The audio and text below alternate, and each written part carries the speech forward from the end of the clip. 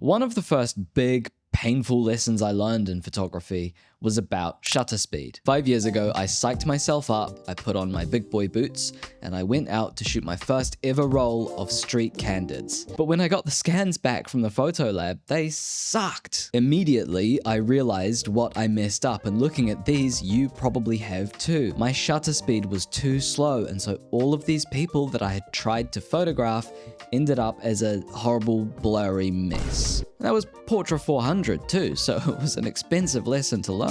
After that, I started to watch my shutter speed like a hawk, making sure I was always at 1/500th of a second or above, so that everyone I photographed would be frozen in motion with zero blur. But over the years, as I've learned more about photography and developed as an artist, I've realized that lesson I learned was actually holding me back.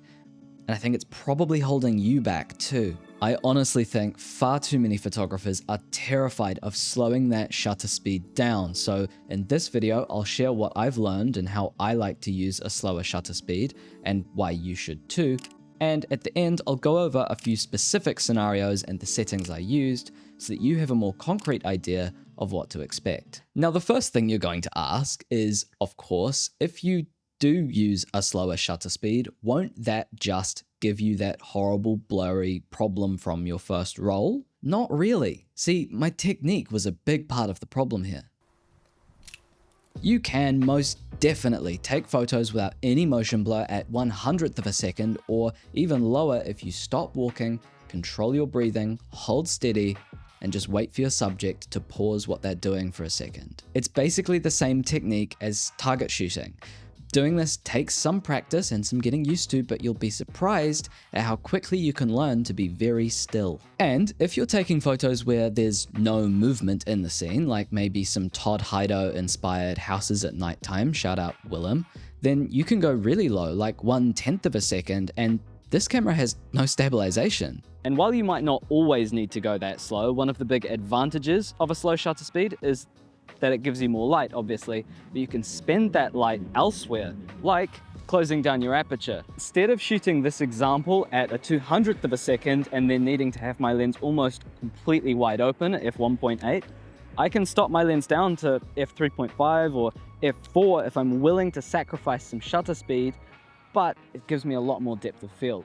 You could also spend that extra light on reducing your ISO if you want to take an image that has less noise. If you've got some extra cash to spend as well as extra light, you can go to shop.huntercreatesthings.com and buy a cap or a shirt or a tote bag.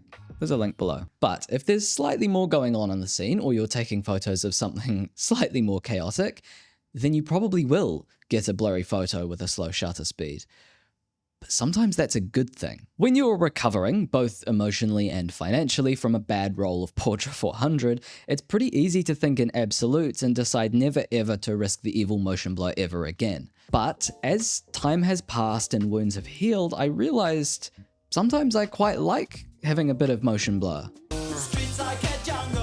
Anyway, as I was saying, motion blur lets you do a few really interesting things with your photos, and number one is that it lets you make them more immersive. When I take photos, I want the viewer to see what I saw, obviously, right? But I also want them to feel how I felt. And when there's chaos or speed or action, sometimes freezing it completely can feel a bit sterile. Let's look at these, for example.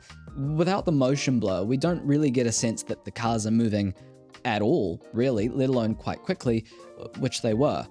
Don't tell my health insurer. But it's not just race cars you might want to use a slow shutter for. Remember, I want the viewer to feel how I felt, and so if I was feeling chaotic or hyper or energetic, I can use a slow shutter to help convey that feeling. If I shoot this carousel with a high speed to freeze motion, it's a photo of a carousel. But if I slow it down and add some weirdness, then it almost feels like how a kid might see the carousel. Or speaking of, when I photograph kids or pets, they're crazy and full of energy, and so I like to use a slow shutter with them to help the viewer feel that energy through the photo. Now that might be a little too pretentious for you, so let's bring it back to concrete reality and talk about one of my favorite camera techniques, both because it's a really cool look and because it seems to piss off camera snobs for some reason. It's called an intentional camera movement, or ICM, although I feel like ICM sounds like what Wile E. Coyote would call a missile, so I prefer to just call it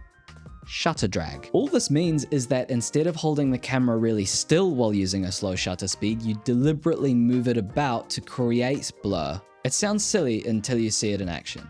You can go side to side, or up and down, or you can spin in a circle. As a bonus, this look is super cool if you're using Flash because you can make the background go blurry wacky, but have your subject nice and sharp. All you need to do is enable rear curtain flash in your settings. You can also get motion blur in the background and a sharp subject without flash if you just follow the movement of your subject through the frame while the shutter's going off, a bit like one of those laser turrets from Portal. It takes a bit of practice, but once you nail it, it's a really useful tool to have. Now, there's one more way we can use shutter speeds to get really artsy-fartsy, but before that, I think one of the reasons that slow shutter photography can be intimidating at first is because we don't know what to expect. And so I've solved that particular problem for you today with our video sponsor, Framer. Framer makes it ridiculously effortless and quick to publish websites, so I've used it to make you a reference. I really wanted to make sure that the website was super visual, so I went through Framer's ginormous selection of really nice templates, and I found one that works perfectly for this. Now all I had to do was customize the look and feel, colors and fonts, things like that, and then drop in my example images. This template has a page for each photo, which is really useful because it means you can click into each photo, see the exact settings I used, and read about the technique. This whole thing literally took me like an afternoon in a cafe to build. And it's not just pretty, it's functional. It works perfectly on mobile, it loads fast, it's easy to run analytics and see what's going on. There's literally never been a better time to create and share work online. So if you have ideas that you want to share, or maybe a set of photos that you think deserve a life outside of the death pit of Instagram, I highly recommend setting up a website with Framer. It's so quick and easy to have a really nice portfolio or landing page just set up and done so that we can focus on what we're best at, which is making the photos and the art that go on it. So thanks to Framer, if you need help with your shutter speeds, you can go to slowshutterspeeds.com, which I made entirely with Framer in an afternoon, and you can sign up to Framer and get 25% off your first 3 months using the link in the video description. Thank you so much to Framer and to you for supporting what I do. So, if you want to take this really far, you can slow your shutter way down and get really blurry, dreamy, abstract photos.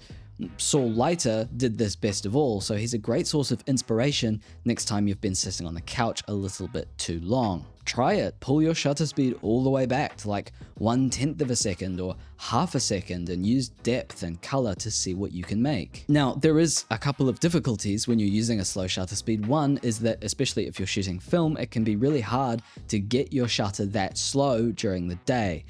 If you want to slow your shutter down, you're probably going to need an ND filter. Now, I do a lot of filming, so my ND filter is this fancy variable one, but you don't need to spend that much money. You can get one for much cheaper. I've linked one that I highly recommend and have used before in the description below, as well as literally all of the other gear that I ever use. But aside from all of those great creative reasons to use a slow shutter speed, right now there's also a very important and bittersweet one. You see, a little bit of motion blur in our photos is kind of our equivalent as photographers of when you can see the brush strokes in a painting. Just like crackles on a vinyl record or cracks in pottery, it's imperfect. And so are we. It helps us to subtly communicate to the viewer that a real human being just like them made the art they're looking at. One of the reasons we love art is that it shows us what humans can do, how other humans felt the same way as us and noticed the same things or appreciate the same feelings. Unfortunately, that's all out the window a bit these days with computer-generated imagery. I know that AI will be able to do perfectly imperfect motion blur soon if it can't already, but that doesn't change the fact that we can still use it as a tool to help us to tell the audience, I was here. And I made this. That's probably why motion blur is quite trendy right now, not just in photography, but in the video world too. How many Instagram reels have you seen where they're doing the Wong Kar-wai step printing type thing, for example? So if you want to give slow shutter a go, whether it's just to make your images a bit more funky or to prove that you're human as much as possible, here's a good starting point in terms of settings. For race cars, skateboarders, or anything else where you really want to capture speed and get that background moving, I usually start at about a 30th of a second and adjust from there. Sometimes I'll go down to 1/10 if the subject is moving a bit slower, but even for pretty quick cars, I'll usually stick to about 1/30th or below. Now that is a little bit too slow for pets and kids, so I usually go for between a 50th and a 60th for these. It's a good middle ground, but it's not too much chaos. For a deliberate shutter drag technique, I'll typically go between 1/60th of a second and 1/100th of a second. The slower it is, the more dramatic the movement will be. But again, this is quite dependent on what the background looks like and what else is going on, so I like to experiment the most with this one. And finally, for the very abstract stuff, you can get properly silly and go anywhere between 1 whole second and 1/60th. I quite like 1/25th personally for some reason. Also, it's important to keep in mind that the lens you're using will have an impact on how things look. If you have a really wide lens, moving the camera around will create less motion blur than if you had a really long lens, for example. So it's a great idea to experiment with loads of different shutter speed and focal length combos to figure out which ways you can get the most source. I think fisheye lenses are a banger combo for this. If you'd like to learn a little bit more about shooting with flash, you can watch this video where I'll teach you everything you need to know. Stay hydrated and create art.